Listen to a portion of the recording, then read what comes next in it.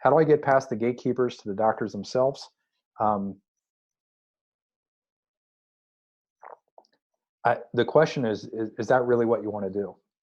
So the we've all had this experience. If you're still doing physician referrals, you go in, you buy the entire staff lunch.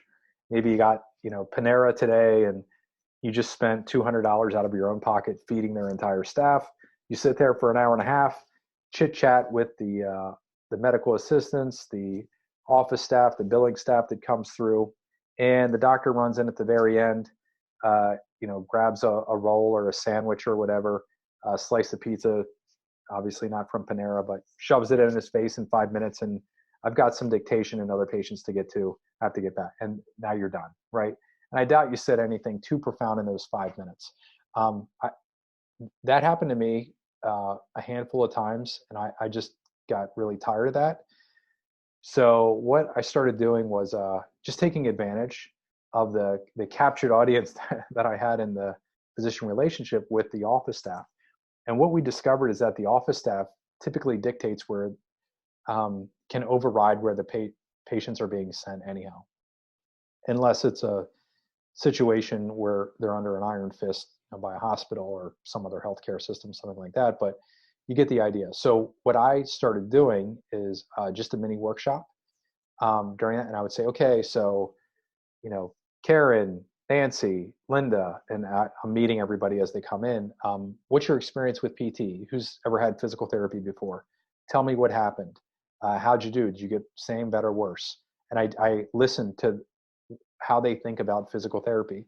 So when you're making a referral now, what's the most common thing that Dr. Smith, who's not in here right now, what's the most common thing that she sends to PT for?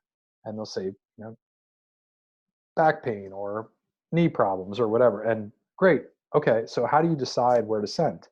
What does that look like? Do they give you a script? Is it in the EMR? Do they write it on a yellow sticky paper? And then how do you decide? Right. So we start going through that. And then once I understand the logistics, now I'll say, okay, so who in the room has that problem, whatever they talked about? Let's say it's shoulder pain.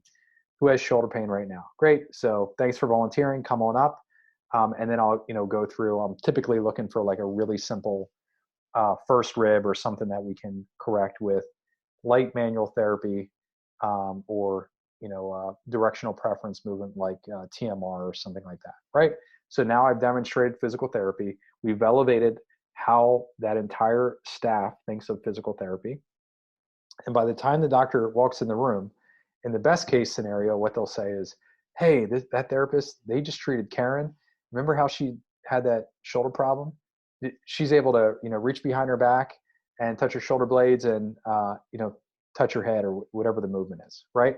So you should really talk with them. Now that doctor probably isn't going to be quite so busy, right?